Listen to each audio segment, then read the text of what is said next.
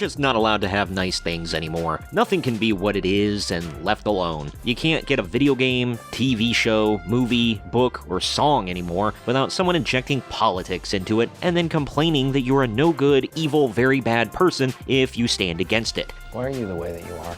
The new Indiana Jones and the Great Circle, the real name, and the Witcher 1 remake seem to be undergoing some updates for modern audiences. And for anyone who has ever heard that phrase in the past 15 to 20 years, you should be quaking in your boots. I'm getting scaredy farts. I'm Troy for Marks on Games, and today we're talking about how modern game developers are doing their damnedest to further twist the knives in the backs of Indiana Jones and Witcher fans. But hey, after watching this video, you might keep your money and not waste it on something that's just gonna piss you off. Now, on with the story.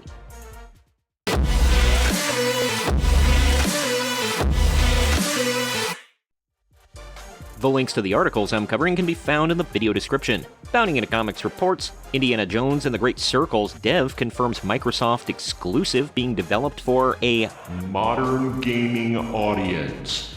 Yes, the mystical, magical, non-existent modern gaming audience. Where are these modern gamers, you may ask? Because these developers have been on the lookout for them for years and years, and somehow they never turn up anywhere except for social media. Anyway, back to this. In essentially torpedoing any hope that the game might have focused on delivering an adventure fit for the fedora-wearing hero, the senior narrative designer behind the upcoming Indiana Jones and the Great Circle has confirmed that the hero's long-awaited return to the realm of video games is being explicitly developed for a modern gaming audience. Held by Wolfenstein Revival series devs Machine Games, and featuring a story penned by Bethesda Studios director Todd Howard himself, Indiana Jones and the Great Circle will see players put in first-person control of Indy, as voiced by Troy Baker, as he attempts to explore, whip, and brawl his way in a globe-spanning quest to stop the villainous Emmerich Voss, as voiced by Mario Gavrilis, and making use of the eponymous Great Circle, a worldwide network of magic-heavy locations whose activation will imbue its master with great power. Right. Notably, like Star Wars The Force Unleashed before it, the game will also serve as a canonical entry into its franchise, its events taking place in 1937 between Indy's adventures and Raiders of the Lost Ark and The Last Crusade. Skipping down the article a bit, following a hope-inspiring declaration from the game's cinematic producer, Mitra Ashkan Far, that they rightly observed Indy as being an archaeologist, a charismatic everyman, passionate and determined, and synonymous with adventure, fans hoped that the Great Circle would avoid the industry's current obsession with heavy-handed, player-scolding narratives were dashed by senior narrative designer Edward Curtis Sivis, I think is how you pronounce it, subsequent expression of excitement towards the fact that now we have the opportunity to tell a new Indiana Jones story for a modern gaming audience. Oh, shit. Here we go again. And the fact would normally warrant a little more than an eye of caution towards the game's development. In light of Curtis Sivis's admission, hopes that the game would avoid contemporary storytelling pitfalls were even further buried when Machine Games introduced the game's second main protagonist, Gina, as portrayed by Alessandra Mastronardi. Next to Indy, Gina is our other main protagonist. Put a chicken in! Put a chicken in! Put a chicken in! Excuse me. I believe I asked you to put a chicken in. Where Indy is pursuing answers just for the sake of curiosity, Gina has a personal stake in getting to the bottom of the core mystery.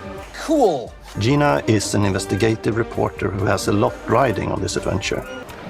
Okay. She's been tracking a lead for some time, and now she's found an ally in this determined American professor. Their paths are intertwined, and they'll need each other in order to get to the bottom of this mystery. I want to throw up and kill myself. As always, there of course remains the distinct possibility that the aspect of modern audiences Curtis Sivis was referring to relates to the elevated gameplay expectations of current-gen players. This upsets me, yes, but doesn't shock me whatsoever. That makes me feel sad. I'm sad. Sadness is noted. And the guy talking about the modern gaming audience looks exactly like you would expect him to look. What the hell is even that? But either way, this game does look great, but I'm gonna wait for it to come out, be on the market for a little while, and honest reviews to start flowing in. No, not the reviews from shills over at Kotaku and IGN, but honest game reviews from genuine players who don't have their heads shoved up the anus of identity politics. Do they find thoughts in our butts? Speaking of IGN, our next article comes from them, and that's evident because while Bounding Into Comics does have their slant, IGN has a very distinctive slant as well, and that's that change is needed and a good thing. We may be in for it. You're in for it. But then again, I may be misinterpreting an innocent statement. You decide. The Witcher Remake devs not afraid to remove aspects which are bad, outdated, and need to be remade. The Witcher Remake developer Fool's Theory isn't afraid to change aspects of CD Projekt Red's original, which are bad, outdated, and need to be remade. Speaking to Edge magazine via Games Radar, Fool's Theory CEO Jacob Rokas made clear not every part of 2007's The Witcher will appear in the highly anticipated remake, though didn't give any specifics as to what will and won't make the cut. Cool.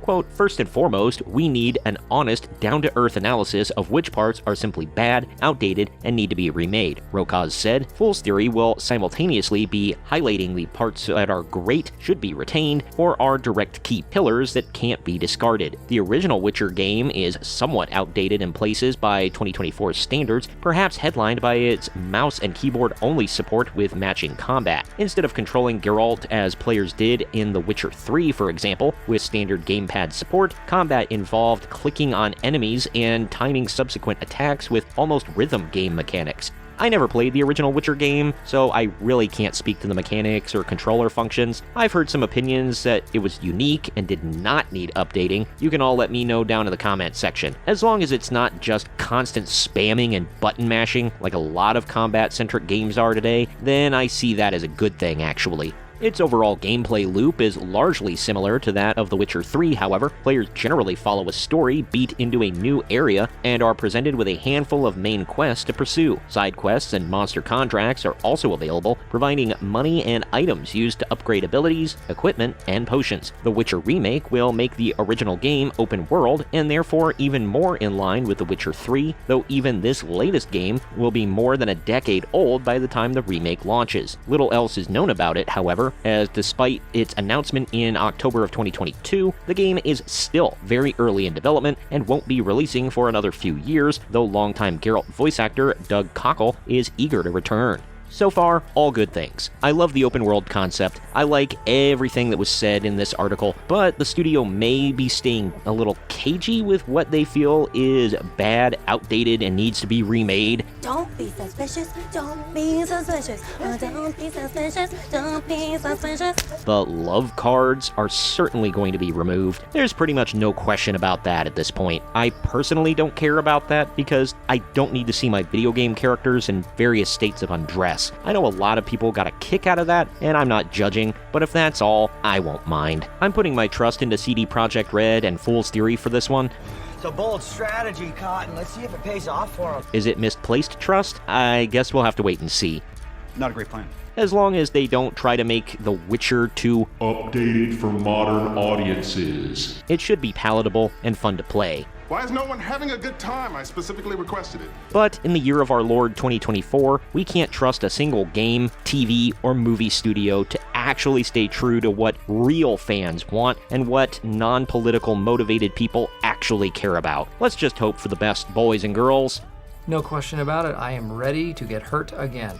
Comment down below with what you think of all of this. Will you be buying the Indiana Jones game and The Witcher 1 remake? Do you think the studio will ruin the Indiana Jones game with identity politics? Or should we not get too scared just yet? Do you think CD Projekt Red and Fool's Theory will stay faithful to the original Witcher game? Or do you think that it will also get wrecked by modern messaging? Let me know down in the comment section. Also, please share this video around everyone you know, and don't forget to like the video, subscribe to the channel, and click that little bell to be notified every time we post brand new content. I've been Troy from Arcs on Games, and we'll see you next time.